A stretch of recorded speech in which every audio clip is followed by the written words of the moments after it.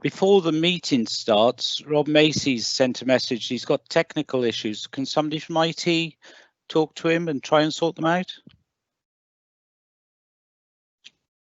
I'll try and get a message now.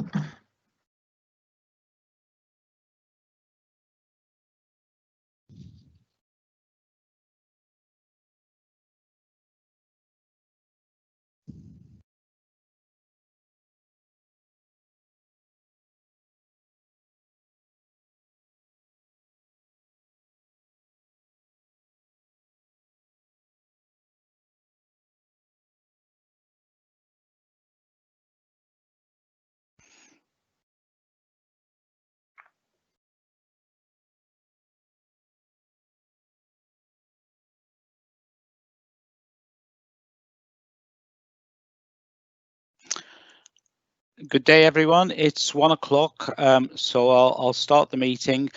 This is a meeting of Cabinet of Shropshire Council on Monday, the 7th of September. I'm obliged to inform you that this meeting is being live streamed and recorded. Members of the public are able to hear and view the papers displayed during the broadcast of the meeting. This meeting is being held using remote technology, and should any Cabinet members experience technical difficulties during the meeting, they should immediately contact the telephone number previously provided. Councillors are requested to mute their microphones unless they are asked to speak. The chat function may be used to indicate the desire to speak. As leader, I will interpret the Council's existing standing orders in light of the requirements of remote participation, with advice from the monitoring officer prior to making a ruling. At the start of the meeting, I will ask members of Cabinet to confirm their presence and any interests. I will ask everyone that speaks during the meeting, including members of the Cabinet, group leaders or officers, to introduce themselves before they speak. Item 1 is apologies.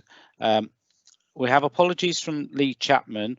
Councillor Steve Davenport is on holiday, but is hoping to try and join the meeting, depending on whether he can make a connection. But if not, we'll record his apologies. So I now move to item 2, which is the roll call and disclosable pecuniary interests. Members are reminded to disclose any pecuniary interest in any matters to be discussed which is not included in the register of interests, and leave the meeting prior to the matter being discussed. So I'm going to read out each member's name in turn and ask them to confirm their presence and state if they have any interests. So we start with Councillor Gwilym Butler. Thank you, Leader. Yeah, Councillor Gwilym Butler here, Glibbery Mortimer. No interest to declare. Steve Charmley. Yeah, I'm here, Leader. Nothing to declare. Councillor Dean Carroll. Present and nothing to declare, Leader. Steve Davenport. No, he obviously hasn't made the connection. And Rob Macy. I don't know whether Rob has. No, Rob is hoping to join, but he's having technical difficulties. David Minery. Present, Leader. Nothing to declare. Leslie Picton. Present, Leader. Nothing to declare. Ed Potter. Present and nothing to declare. And I personally have no interests either to declare. So, group leaders, Roger Evans. Present, no pecuniary interest to declare. Alan Mosley. Nothing to declare. Pauline D. Present and nothing to declare. Members attending to ask questions, Councillor David Turner. I'm present, Chair, Leader. Right, and Councillor David Vasmer. Present, nothing to declare. Right, and officers who I'm hoping are here. Andy Begley, our interim chief executive. Present, thank you. Mark Barrow. Present. James Walton. Present, thank you. Claire Porter. Present, thank you. Sam Williams. Peter, it's me that's here, not Sam. Michelle. Oh, right, okay. Right. Oh, I'm glad. I've got a question for you later. Okay. Amanda Hollyoak. I know Amanda's around somewhere. Present. Okay, right. So item 3 in minutes. So I moved the minutes of the 2 previous cabinet meetings held on the 6th of July and 20th of July as circulated with the agenda papers and asked that they be signed as a correct record. So I'll move that, and can I ask Steve Chalmley to second? Yeah, happy to second, Leader. Right. Any comments? No. I will then therefore accept these minutes as the record of the meeting, and they will be eventually signed and noted. Right. Item 4, public questions. Now we're going to start with question 1 from Mr. Charles Green, and I think this is going to be read out by the Director of Legal and Democratic Services, Claire Porter. Is that right, Claire? That's correct, Leader. Right. Yes, the question is from Mr. Charles Green, and he makes a comment before his question. He says, "We welcome the update of the Statement of Community Involvement, which Shropshire Council acknowledges to have been reviewed to link in with the review of the local plan.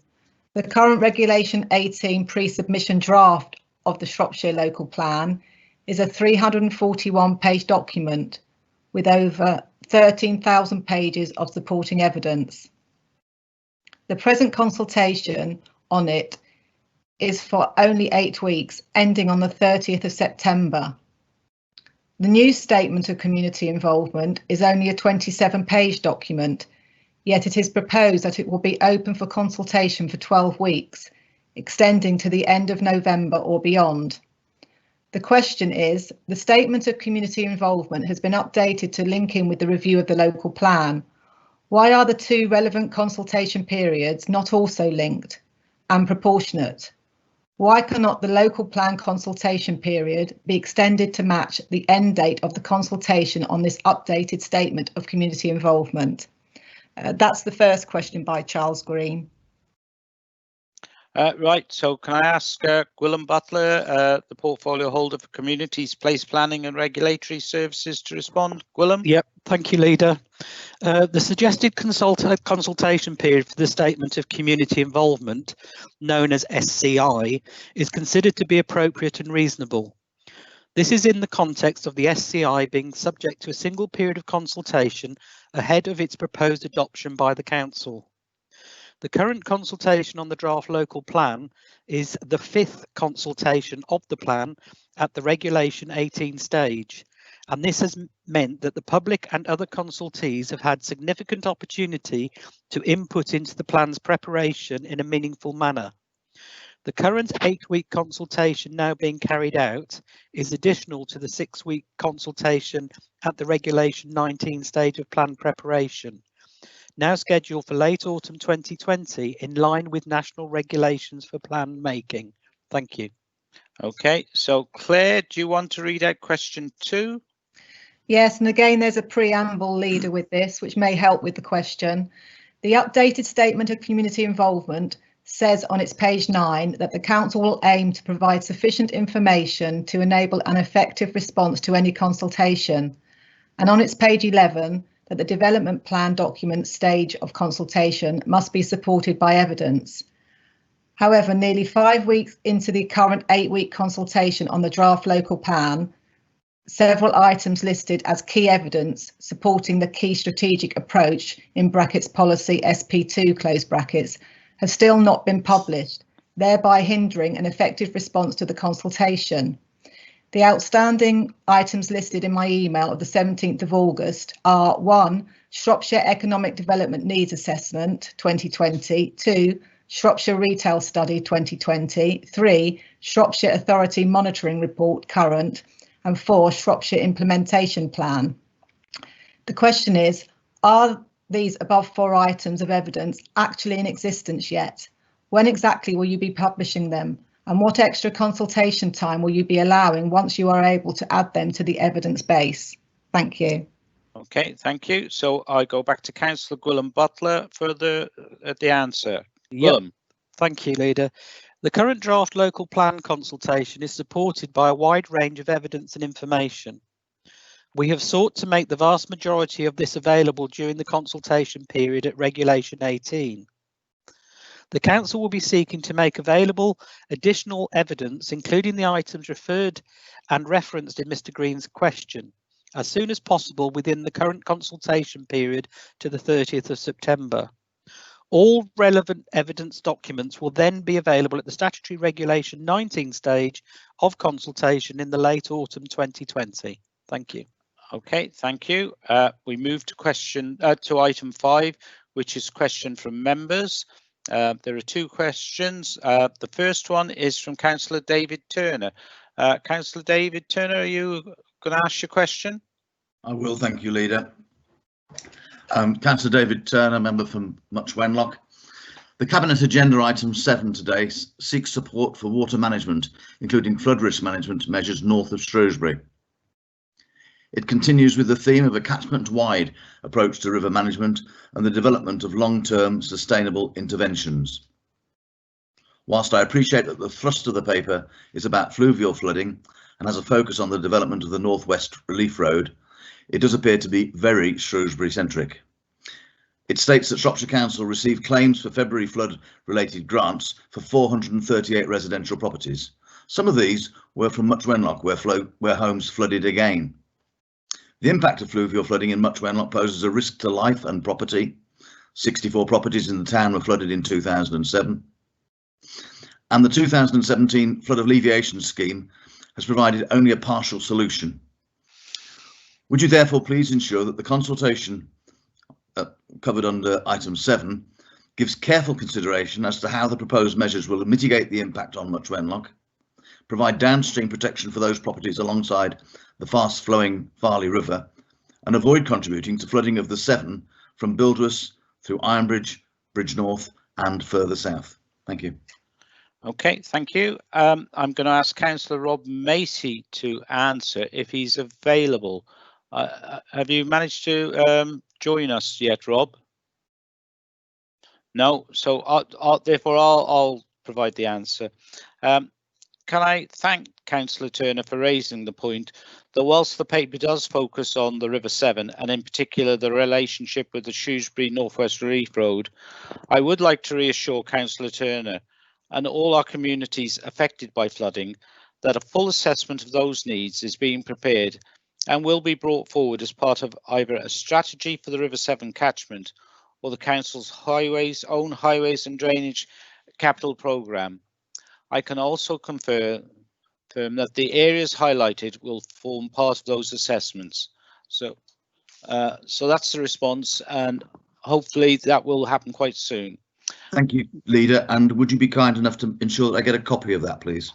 Okay, I'm sure Amanda, the committee clerk, will sort that out for you. Thank you. Right, we move on now to questions from Councillor David Vasmer. I know David's on the call, so David. Yes, thank you. I've got 7 questions here, and I was hoping that the other councillors will be able to ask some of them, and perhaps we can sort that out in the future. But on the first one, in section 2.2 of the flood prevention paper to be considered at Cabinet, it makes clear that water management measures to reduce flooding will only be considered in conjunction with the North West Relief Road. Why is an alternative option of a dam, as outlined in section 8.1, not being considered given the opposition witnessed by the flooding of councillors' email boxes this week by opponents to the North West Relief Road? Okay, I'll respond. The work underway with the Environment Agency is to model and assess the optimum flood prevention measures and ultimate design solutions. Early modelling indicates that developing an embankment supporting the North West Relief Road and installing a flood control mechanism underneath the new bridge could be the most effective intervention. The combination of both the North West Relief Road and any flood barrier would significantly enhance the business case for both schemes and allow for greater benefits to be realised from investment than either project as a standalone scheme, and therefore makes any flood barrier a more affordable and deliverable project. However, I would like to stress that other options for interventions and measures will be assessed as part of developing the final business case. This is a genuinely open community engagement process that will meaningfully help shape and inform any firm proposals. Okay, back to you, David, for question 2. Well, just thank you on that one. Just thank you for your response. Just like, were you aware that in 2010 the council actually rejected the idea of combining a dam and the road? There was an investigation, and it was concluded that it would be too costly to embark on that, and it'd be better to have 2 separate schemes. I've read that document. Yeah. Okay. Okay. Second question: have officers given any consideration of a third option to promote flood alleviation? It would involve paying farmers to allow their land to be flooded and negotiate the creation of wetlands, along with strictly enforced planning policies, so that every building development within the 7 catchment area has its own sustainable urban drainage scheme. This would have the effect of storing water in hundreds of small schemes and at the same time reduce runoff by encouraging water to naturally percolate through the ground. It would be cheaper, more environmentally friendly, easy to control costs and start immediately, rather than waiting for the construction of a road or dam, neither of which will be ready for this winter or the next one. Okay, and the response is the work of the River Severn Partnership is to look and assess the full suite of interventions that will be needed throughout the catchment area to provide betterment. Given the scale of the area and the river systems, it is clear that not one measure will provide a solution, but that we require a long-term suite of measures at various scales that overall provide the integrated management approach from which we can harness multiple benefits.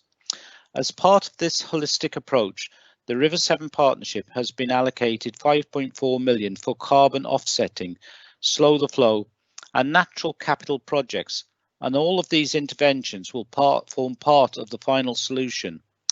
Active consideration is being given to a scheme of compensatory payments to farmers and landowners affected by flooding. Sections 4.3 and 8.6 of the report do refer to compensatory payments, and I can reassure Councillor Vasma that a range of options will be considered as part of the options analysis. The Environment Agency, the Environment Secretary, George Eustace, has made many public statements to that effect, and indeed has said the same to me. Right, moving on to question 3. Yeah, in section 5.5, the benefits of flood alleviation measures are listed, and in subsection 9, it includes a significantly reducing flood risk.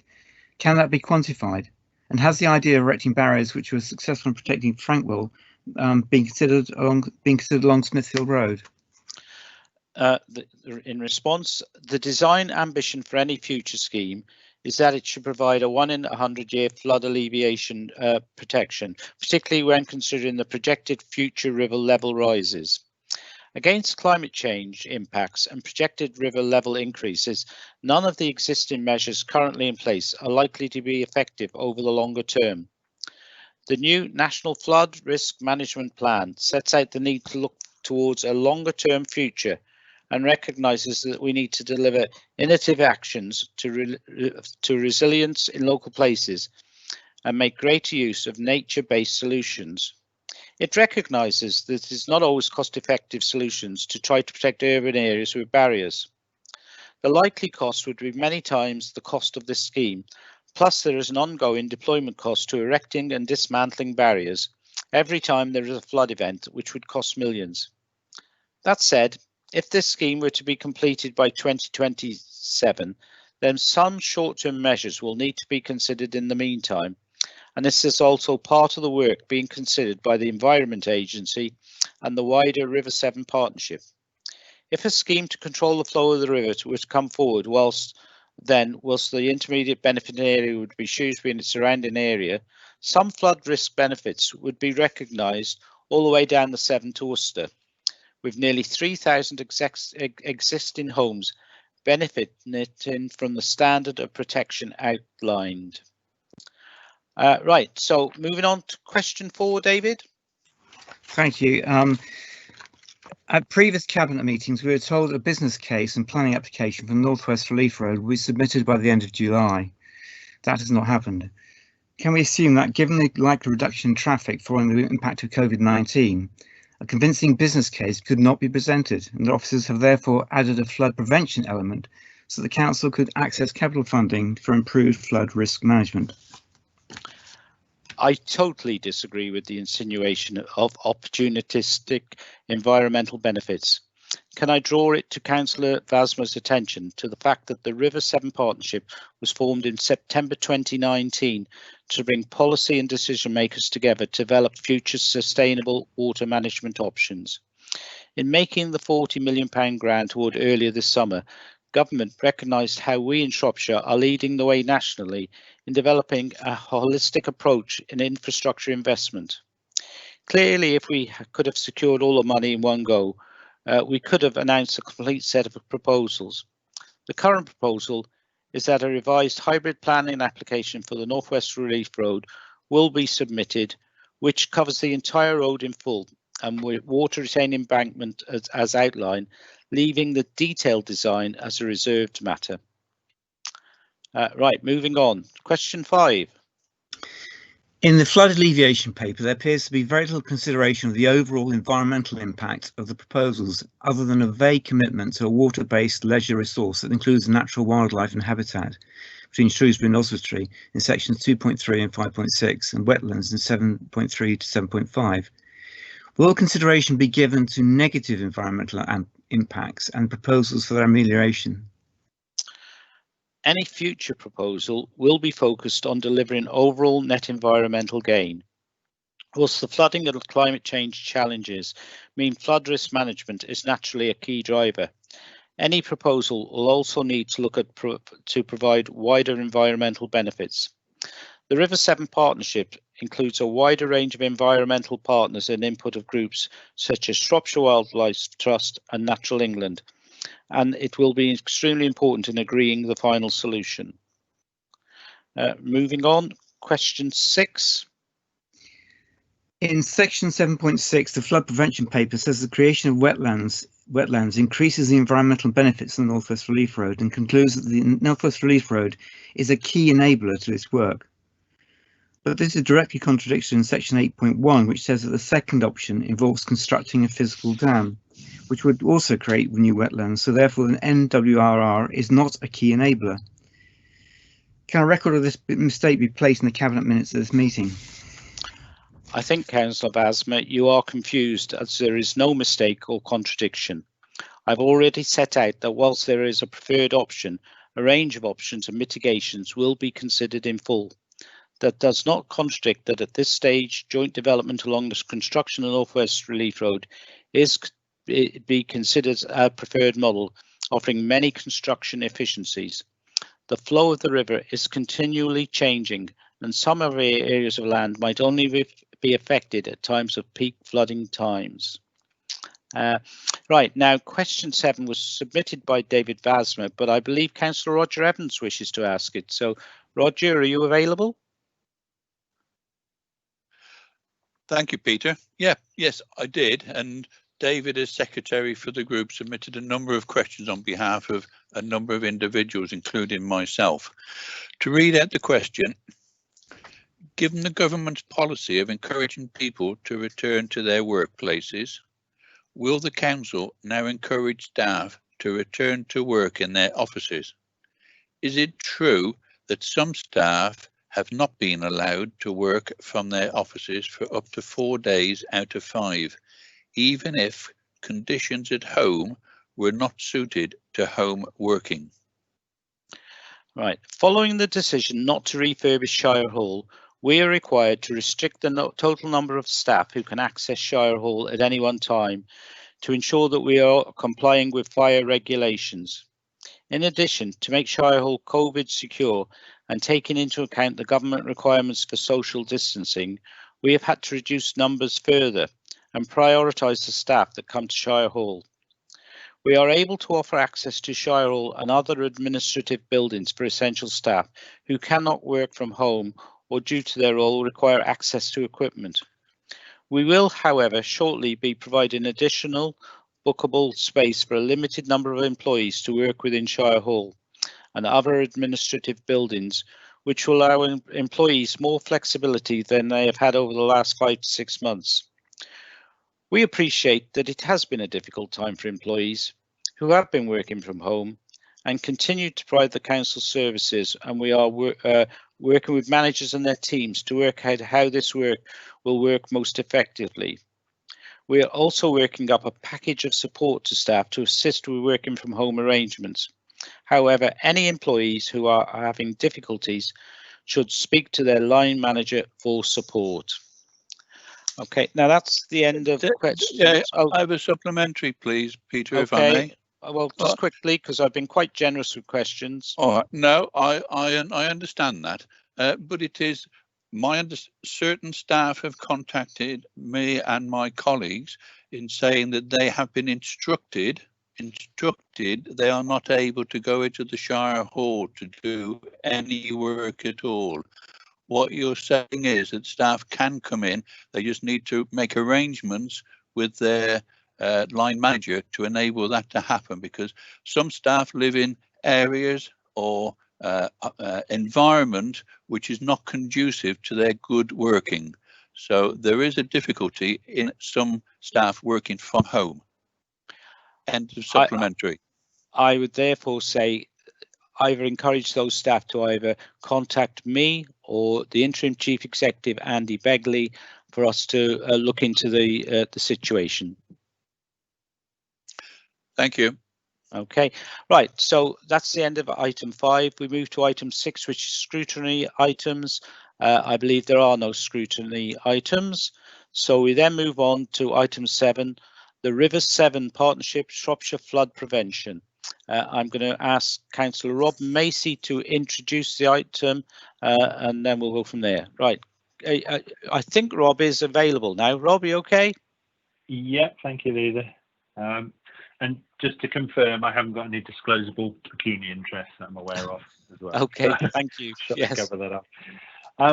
So introducing this paper, I mean, we can all remember the devastating effects of the river flooding that affect thousands of properties earlier this year.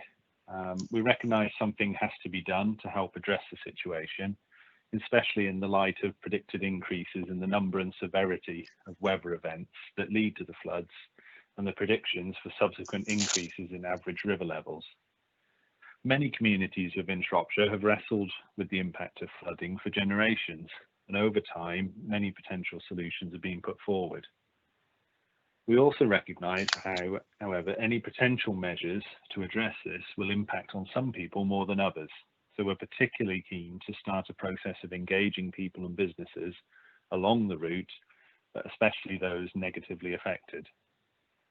The Council, working with the Environment Agency and River Severn Partnership, have made rapid progress in promoting the need to do something, and this report now opens up the process for wider community and stakeholder engagement and consultation, which will run between now and Christmas. This marks the very early stages of the process, with scope for different design solutions, and there is much more technical work to do alongside this, and wider engagement which will help shape that. Whilst the report does focus on the River Severn and Shrewsbury area, I can also reassure people that the work is underway across Shropshire and the wider River Severn catchment to develop strategies for proactive and integrated management across flood, water resource and natural assets. With that in mind, I'd like to move the recommendations, but with some suggested minor but important amendments to the recommendations. If you look at the section 2 of the paper with the recommendations, 2.1, I would suggest that we change that to explore in principle the potential development of water management measures north of Shrewsbury that would reduce further risk of river flooding for all communities within Shropshire along the River Severn south of Shrewsbury. On 2.2, I would suggest that it reads, explore the principle of a holistic approach to development of the Northwest Relief Road in conjunction with 2.1 above. And for 2.3, again, add explore the opportunity in conjunction with 2.1 above to explore the potential to develop a water-based leisure resource that includes enhanced natural wildlife and habitat, visitor economy facilities that would include enhanced highway cycling and walking infrastructure. And then on recommendation 2.4, I would suggest adding to the end of that recommendation that this is to have a particular focus on engaging those directly affected by any proposals. I think that's, as you've heard from the public question side of things as well, I think those changes to the recommendations would help give it the necessary focus as we open up the consultation side of things. So with that, I'll move those amended recommendations. Okay, I'll second that, and I won't say too much because there are other members who wish to speak. But I do think we need to really explain that these are all early stages of a report, and we want to explore where we can go with this. And I'm particularly keen that we actually talk to the Welsh Assembly as well to understand how much work can be done on the Welsh side of the border as well as the English side of the border to help make this work. I'm no expert, but if we can keep the water further upstream, the further upstream we can keep it, the better, I think. And I think we do need to start discussions with the Welsh Assembly to make sure they fully understand what we're doing and give us their support. Now, I've got various people who want to speak, so I'm going to start with Councillor Leslie Picton. Leslie. Yeah, thank you, Leader. I just wanted to make a comment, really, which I hope the portfolio holder will take on board, that I can understand why various parties and residents have felt that this report is geared and biased towards a North West Relief Roads solution. I just want you to make it abundantly clear that all possible solutions will be looked at and researched, as I believe there are a number of alternative options involving less intrusive measures as well. And we will also need to ensure that all those who are directly affected by any possible scheme are contacted and communicated with as a matter of urgency. You will have no doubt heard that some members whose properties would be affected by a North West Relief Road scheme found out about this from BBC Midlands Today, and we all accept that that's not acceptable going forward. So I welcome the changes to the report, but I do urge that those conversations take place with those affected as soon as possible, please. Thank you, Councillor Picton. Moving on, Councillor Edward Potter. Ed. Thank you very much, Leader. I recognise that there needs to be some solutions found to the flooding that affects towns and communities downstream, including Shrewsbury and further afield. And obviously, my division offers many of the solutions to that, potentially having the river running from the Welsh border right through to Montford Bridge, through the middle of it. Those that are familiar with the area itself will recognise during floods, particularly the floods of February, vast swathes of the area floods and holds water back naturally through the floodplains. I want to echo what Councillor Picton has said about communicating with residents, farmers, landowners and tenants who live and work and whose livelihoods rely on the land along the River Severn in my division. It is important that we take them with us on this journey to find a solution to remove thousands of properties and businesses from flooding. So I welcome the changes to the recommendations, and I sincerely hope that we can work with our friends and neighbours across the border to look at solutions that add benefit to our communities as well. Many of my small rural communities in my division, when they flood without any fuss. They don't scream and shout. They're well used to it. However, they should not be neglected in any discussions going forward. So it is vital that we include them from the start, from this point going forward. Thank you. Okay, thank you. Councillor Roger Evans. Thank you, Chairman. I note the answer that is given to some of the public questions and also the timescale that was mentioned, but in the report it mentions 2040. So I'm not sure why 2040, and the year 2025 I think is when you mentioned it. There are a number, and flooding is a disaster for anybody, and I know the council and we all want to stop it, but what help can be given and is being looked at between now and if, and I would use the word if it ever happens. I note that there is a note in the comment about match funding is required, and maybe £70 million has been obtained. The other £30 million, is that the match funding that would be looked for? And I see the North West Relief Road, it mentions that there'll be an extra cost for £10 million there. Will that mean that Shropshire Council's contribution to the North West Relief Road will therefore have to increase by this £10 million, please? I'll try and answer that one, because I have been having negotiations or talks with Daniel Kaczynski, our local MP, and he has assured me that he's been getting promises in Parliament that that money will come from the government one way or another. Now, we haven't actually got a letter that says that yet, but that's what I'm led to believe. So yeah, and in terms of dates, I don't really know the answer to that exactly, because you're right, there are different dates talked about in different times. Realistically, these schemes are big schemes. To get them in place by 2025 completed would be pushing our luck. So we will have to work in the interim to provide the best answers we can. Peter, will you let me have one small one as well, which I forgot to include, please? Go on then. Yeah. Cabinet is making the decision today, and it is a fundamental, and it's within the remit of the Cabinet. Will Council, or when will Council be involved in making this decision and involved so that a wider debate can be taken with all members? I don't directly know the answer. I will talk to the senior officers about when they plan this to go. It will eventually have to go to Council. I think it's still a bit early yet. I think we need to understand exactly what's involved, and I think this report is just kicking off the process of talking to everybody and finding out more about what's involved, who will be affected, how we deal with the Welsh side of the border and things like that. So I think it's very early stages, but yes, it will eventually need to come to Council, but I think it's probably too early yet. But I'll talk to senior officers about it.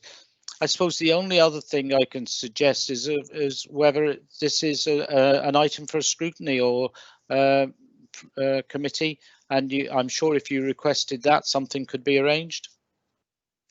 Thank you, Peter. As a non-cabinet member, I think that is good idea, and I will be suggesting the appropriate scrutiny committee take an overview to have an initial look at the proposals, and I think we would all benefit from that. Yeah, no, I think that sounds quite sensible. Right, so we've had a discussion. We've got some recommendations as amended. Has anybody got any further comments? Right, so this has been proposed and seconded, and rather than going through everybody's name, I'm going to give you a few seconds, and if nobody responds in the next 10-20 seconds, I'm going to assume the Cabinet accept the amended recommendations. So I'll give you a few seconds if anybody wants to say anything.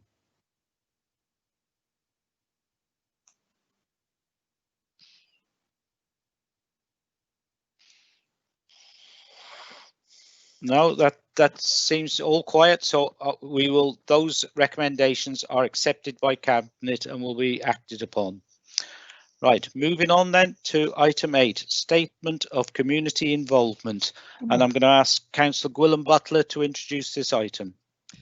Thank you, Leader. Yep, this report has been brought forward today. It is effectively just a piece of housekeeping for us.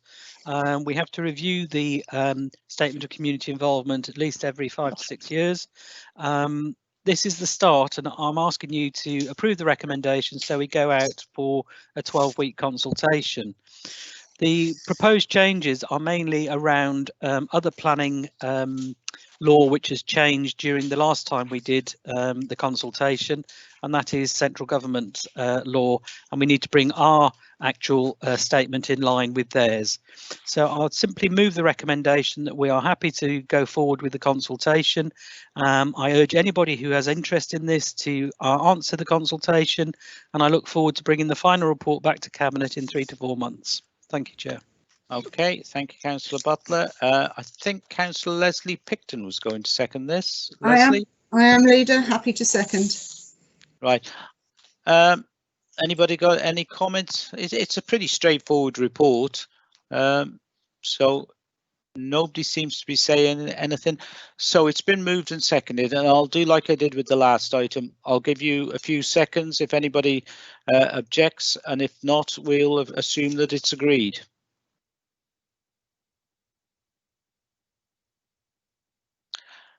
No, that seems to be accepted by everyone, so that is agreed and will be acted upon.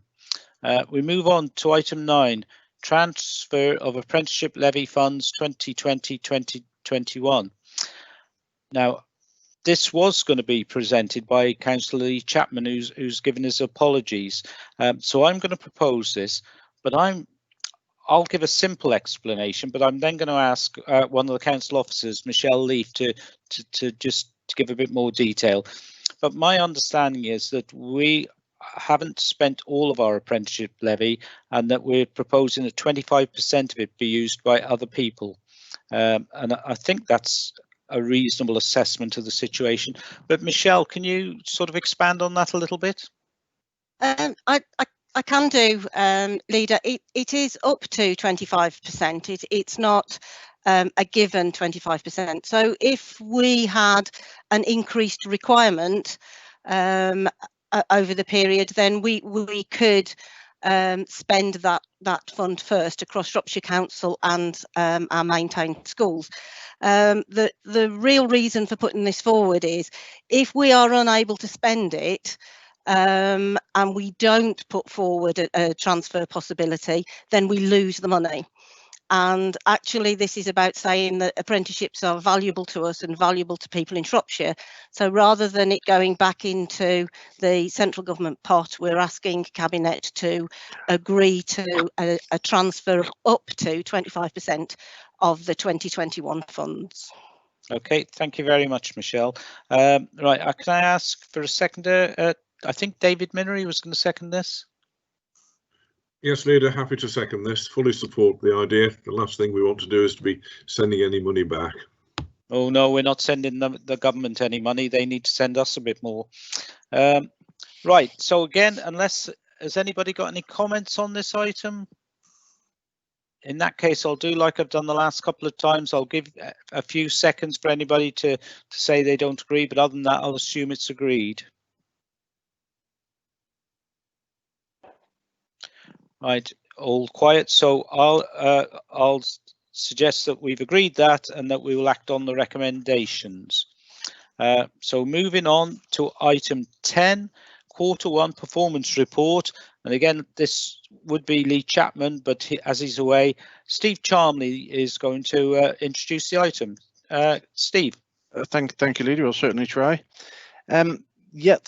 So Q1 performance, obviously hugely affected by COVID-19, and as you will note, a lot of our leisure services have had no throughput this quarter, which obviously drastically affects things.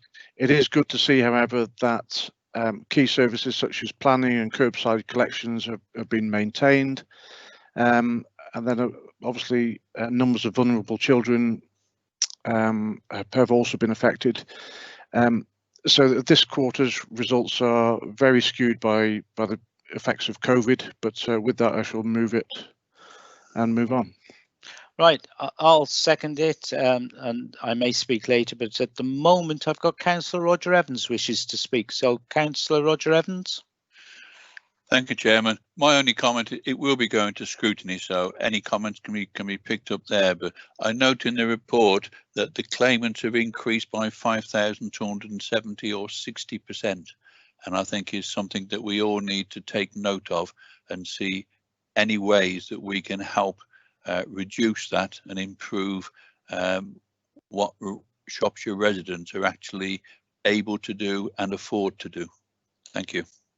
Yeah, I think we will be doing everything we possibly can to help everybody, and the numbers will be difficult. I suspect it will be a difficult winter for numbers, because as the furlough scheme finishes, we do expect more casualties and more people looking for help from the council, and we will deal with that as best we can. Right, again, I'll do the same as I've done the last couple of times. Unless anybody's got any comments, I'll give you all a few seconds, and then if nobody says anything, we'll assume that the report is agreed. No, it's all quiet, so we'll accept that report and move along. Item 11, Financial Monitoring Report, Q1 2020-2021. Councillor David Minery. Thank you, Leader. A lot happier this year than I've been in the past few at this stage in the year. partly it has to be said, I think we are reaping some of the benefits now of the move to a different accounting system. We've now got a complete year's information under our belts, and trends and things like that are much easier to pick up on now than they were historically. The situation, as the report states, is that if nothing were to change, we would be looking at a deficit on this year of just below 2 million. But of course, that's a big if. History tells us that we will always show a worse position in the first quarter than we do as we go on through the year. That's the very nature of an organisation such as Shropshire Council. There are no decisions really to be taken today, Leader. It is a matter of a report for noting. Obviously an opportunity if members have any questions of each other. I won't try and answer anything that may be going on within other portfolios. My role is just to make sure everything balances. So the two recommendations are, first to note that the full year revenue forecast is a potential overspend of 1.925 million. B, to consider the impact of this on the council's general fund balance. As far as B is concerned, I'm less concerned about that at this point in the year, because I have every confidence that in fact we will hit the target and that when we get round to next March we won't have overspent by 1.925 million. But I'll leave it at that for the moment, Leader, but obviously we'll come back if anybody has any questions.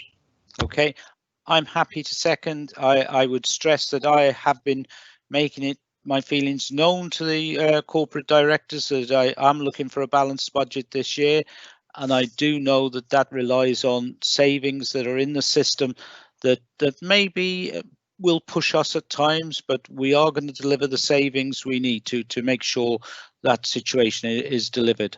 Right, Councillor Roger Evans wishes to speak.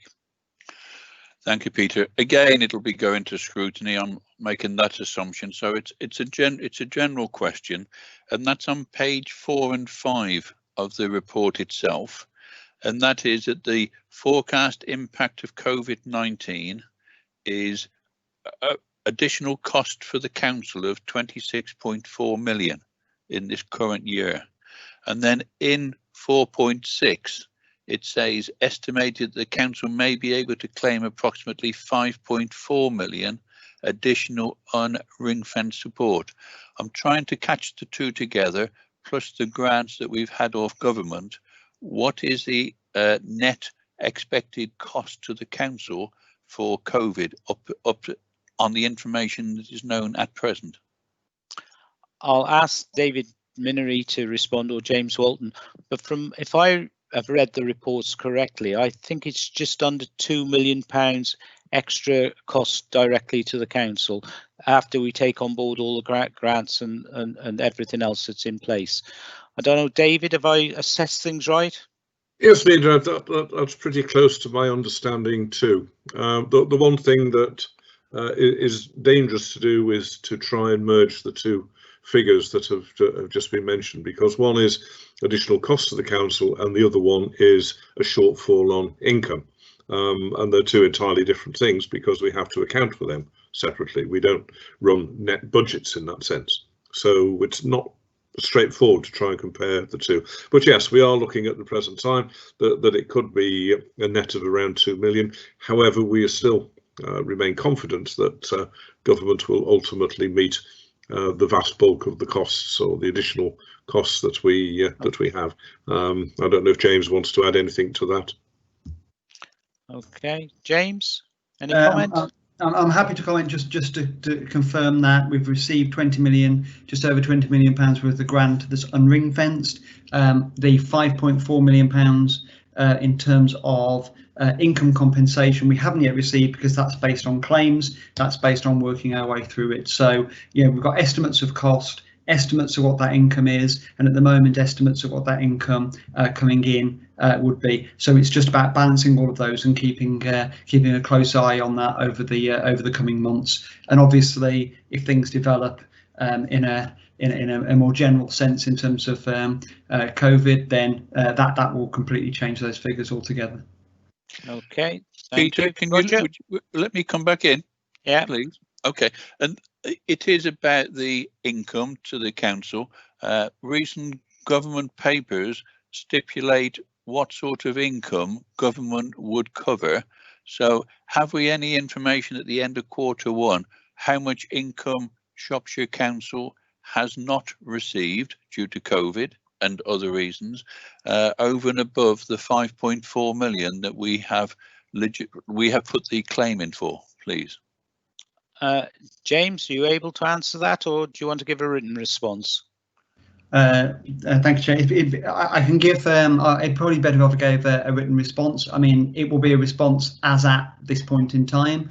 Just remember, the £5.4 million is the claim, which is based on 75% of the lost income after a 5% deductible at the start. So we've had to just declare what those budgets are and declare what we think the estimated income is at that point, and from that we've produced an estimate of the 5.447 for additional income. So that figure will change and won't be confirmed for a while, but certainly we can set out what we think the latest position is, if that would be helpful, but I'll get that in a separate written response.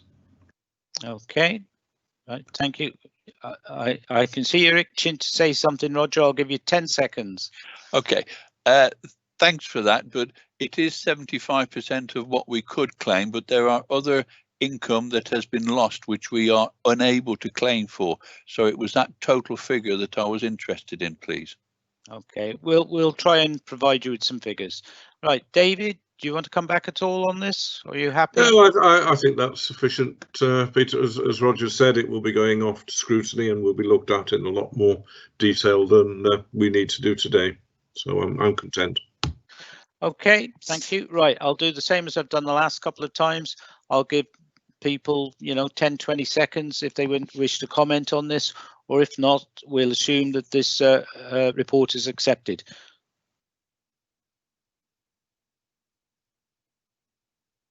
It's all quiet, so I'm assuming the report is agreed and accepted. We move on, therefore, to item 12, Annual Treasury Report 2019-2020. Councillor David Minery. Thank you, Nida. Again, this isn't a decision report. It's a matter of noting and accepting the position that's set out in it. This is the annual report. The next item I'm going to talk briefly about is the first quarter, but this relates to the year up to the 31st of March 2020. Historically, the council has always overperformed in this regard, and last year was no exception. It is a matter of regret, I'm sure, for all of us that the figure is as low as it is, but that reflects the economy generally.